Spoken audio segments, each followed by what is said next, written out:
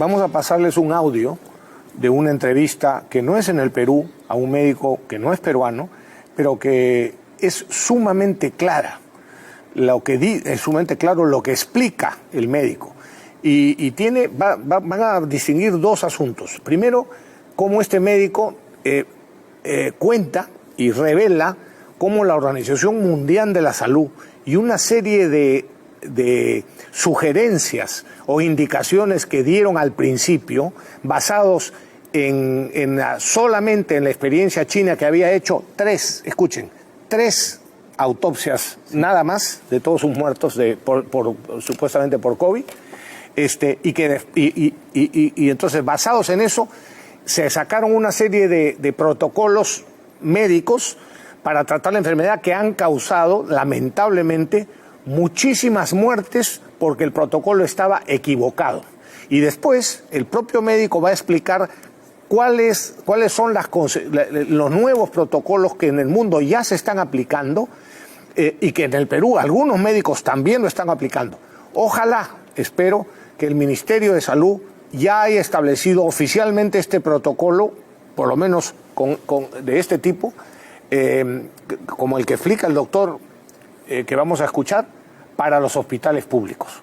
Porque sería una verdadera vergüenza que siguiera muriendo gente cuando es muy sencillo sacarlos de la enfermedad. Escúchenlo con mucha atención si ustedes están infectados, si tienen la preocupación de infectarse en el futuro o si tienen a un pariente o a un conocido que está infectado. Porque aquí está el adecuado tratamiento que fue inicialmente descubierto por el error que van a volver a explicar los médicos italianos y que fueron confirmados después por médicos de España que también hicieron muchísimas autopsias. Escúchenlo con atención porque creo que puede ser muy útil para todos. ¿Qué hace el virus en el organismo? En el organismo, la Organización Mundial de la Salud establecía de que había que enterrar inmediatamente a ese paciente. Y los chinos hicieron la autopsia a 3 personas. Con las 3 personas ellos sacaron sus conclusiones, que a la larga esas conclusiones las desbarataron los médicos italianos, los patólogos. Hicieron autopsias a 500 personas. ¿Cuál es la sorpresa? Que se encuentran con que no era todo lo que nos había dicho la Organización Mundial de la Salud, era mentira. Lo que producía el virus era una tormenta inflamatoria en el pulmón. Esa tormenta inflamatoria con alteraciones de citoquinas, con todo eso, iba a provocar trombos.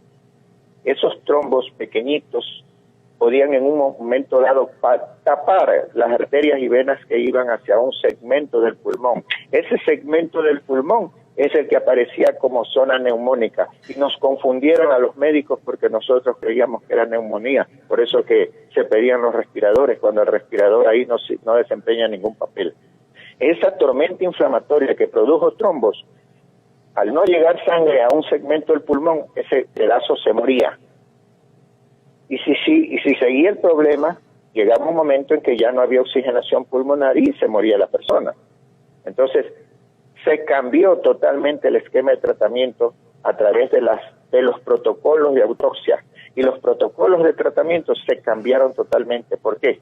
Porque ya no había que dar todo lo que nos habían enseñado. A nosotros los médicos, le digo personalmente, siendo neumólogo y epidemiólogo, yo tenía terror utilizar el corticosteroide, que es un antiinflamatorio potente, que con unas cuantas nebulizaciones con corticosteroide podía haber ayudado y salvado la vida de mucha gente. Pues yo no lo hacía porque nos metieron miedo. Nos metieron miedo. ¿Qué otro remedio? Los antiagregantes plaquetarios, los que impidan que se formen los coágulos, que se formen los trombos. Jamás lo utilizamos nosotros, porque era una locura, dado lo que nos habían dicho. Y cuando se hace la autopsia se revela de que los antiagregantes plaquetarios salvan la vida porque en 2 días, en 12 horas desaparecen los trombos. Entonces, de esa manera Italia pudo cambiar, tirar al tacho de la basura el esquema de tratamiento, los protocolos de tratamiento de la Organización Mundial de la Salud y aplicaron su propio protocolo en base a lo que encontraron en los muertos. Y le dieron anticoagulantes, le dieron antiinflamatorios, bastantes antibióticos y en 24 horas cambió la historia de Italia. En 48 horas dieron 20.000 personas de alta. No dieron de alta 10 personas, ni 20 personas, ni 200, ni 2.000. Dieron de alta 20.000 personas. Ese trabajo científico, mi respeto para Italia, porque nos quitó la venda a los médicos. Y yo estoy mandando el tratamiento ahora en base a lo que hizo Italia. Cuando yo mando un tratamiento en casa, y mejor para ir en orden, voy a explicar el tratamiento en casa para los pacientes sospechosos. Una pregunta antes de eso, doctor. Sí. Los usuarios, por ejemplo, de la cardioaspirina, que es una cosa que se receta, aunque algunos dicen que debe ser post, otros dicen que debe ser antes, pero hay muchos que la consumimos, por ejemplo. ¿Esa es una protección o es un preventivo para lo que está ocurriendo? Esa es la salvación. La aspirina es ácido acetilsalicílico que impide que se coagule la sangre en pacientes que tienen hipertensión severa, pacientes que han sido parados del corazón, pacientes que tienen trastorno de coagulación. A ese tipo de pacientes se le da la cardioaspirina, ¿no es cierto? Que es para proteger que no le vaya a dar un infarto. Ese paciente, sin querer, está como quien dice, vacunándose contra el virus. ¿Ya? Ahora, depende de la cantidad que ingiere. ¿Por qué? Porque si la cantidad es mínima, la ayuda va a ser mínima. Claro. Cuando yo mando 3 aspirinas de golpe en un vaso de 3/4 vasos de agua y el jugo de 2 limones, lo ponen a hervir 5 minutos, ya sea en el microondas o en una olla, ese preparado caliente se lo toman poco a poco. En 24 horas la persona que estaba saturando oxígeno por debajo de 80, que necesitaba el tanque de oxígeno, que necesitaba el respirador, automáticamente esa persona al siguiente día ya pasa de 90. Y a los 3 días está en 96, 97 y se salvó la vida. Fíjate. Impresionante. Bueno, me consta que médicos peruanos ya están aplicando este tratamiento.